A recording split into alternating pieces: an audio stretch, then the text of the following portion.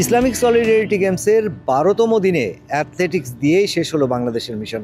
এবং এই বাংলাদেশের যে আজকে অ্যাথলেটিক্স প্রতিযোগিতা ছিল, সেখানে 400 মিটার হার্ডেলসে অংশ নিয়েছেন রনি, আর 100 মিটার স্প্রিন্টে সুমায়া দেওয়ান এবং রনি দুজনেই কম্পিটিশন করেছেন এবং নিজেদের যে সর্বোচ্চটুকু দেওয়ার সেটি কিন্তু তারা দিয়েছেন। তবে সেই ফলাফলটা আসলে আসেনি। তবুও কেন এই ব্যর্থতা, সেই বিষয়গুলি জানতে চাইবো তাদের কাছে।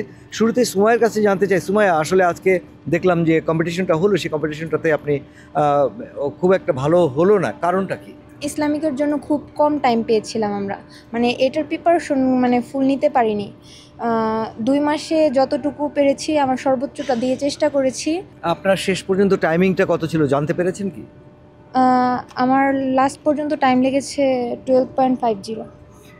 এই যে একটা বড় আসর থেকে আসলে খালি হাতে ফিরে যাওয়া এবং একটু পেছনের সারি থেকে ফিরে যাওয়া, এটা আসলে কতটা মনে কষ্ট দেয়? কষ্ট তো অবশ্যই, কিন্তু চেষ্টা করতে হবে আরও ভালো করার জন্য। চেষ্টা করব যাতে বাংলাদেশের জন্য কিছু করতে পারি। সেই জায়গায় আসলে কি ধরনের ফ্যাসিলিটিসটা দরকার রয়েছে? কারণ আমরা যেটাই শুনছি যে অল্প সময়ের ট্রেনিং বা অল্প সময়ের যে অনুশীলন সেশন পেয়েছেন, তা আসলে কতটা পর্যাপ্ত ছিল এবং ভবিষ্যতে কী করা উচিত? সামনে সাউথ এশিয়ান গেমস রয়েছে। ভবিষ্যতে আমি মনে করি যে লং টাইম কাজ করার, ক্যাম্প কন্টিনিউ করার, আর আমার সর্বোচ্চটা আমিও চেষ্টা করব যে ভালো কিছু করার।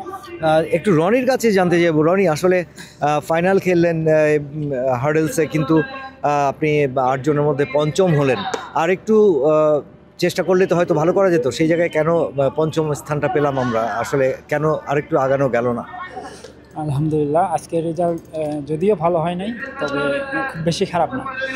তো সবসময় চেষ্টা করি ভালো করার, অন্ততপক্ষে আজকে অনেকটাই সুযোগ ছিল। টাইমিংয়ের বিষয় বিবেচনা করলে আমার অ্যাবিলিটির বাইরে না, তবে এখানে আমাদের একটা ঘাটতি আছে, সেটা হলো পর্যাপ্ত ট্রেনিং সুবিধা পাই নাই। হয়তো বা লং টাইম ভালো উন্নত প্রশিক্ষণ পাইলে এটা কভার করা সম্ভব।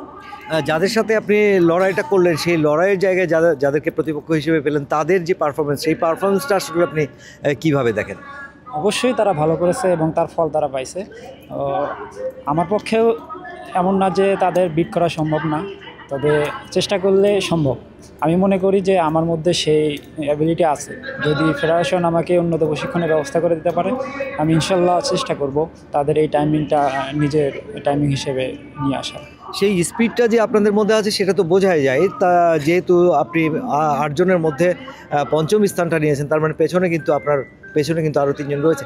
সে যাই হোক, যে কথা ঘুরে ফিরে বারবারই আসছে যে পর্যাপ্ত অনুশীলন সুবিধা এবং অনুশীলনের পর্যাপ্ত সময় না পাওয়া, ভালো কোচ না পাওয়া, সেটাই আসলে বাংলাদেশ দলের ব্যর্থতার কারণ হিসেবে প্রত্যেকটা ডিসিপ্লিনেই জানা গেল।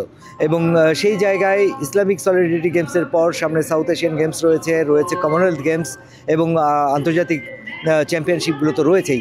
নিশ্চয়ই এই বাংলাদেশের পদক অর্জনে বা বাংলাদেশের আরও ভালো ফল নিয়ে আসতে ফেডারেশনগুলোকে মনোযোগ দিতে হবে সেই জায়গাটায়, এবং সেই সাথে অলিম্পিক অ্যাসোসিয়েশন এবং সরকারের পৃষ্ঠপোষকতা কিন্তু অত্যন্ত জরুরি হয়ে পড়েছে এই মুহূর্তে।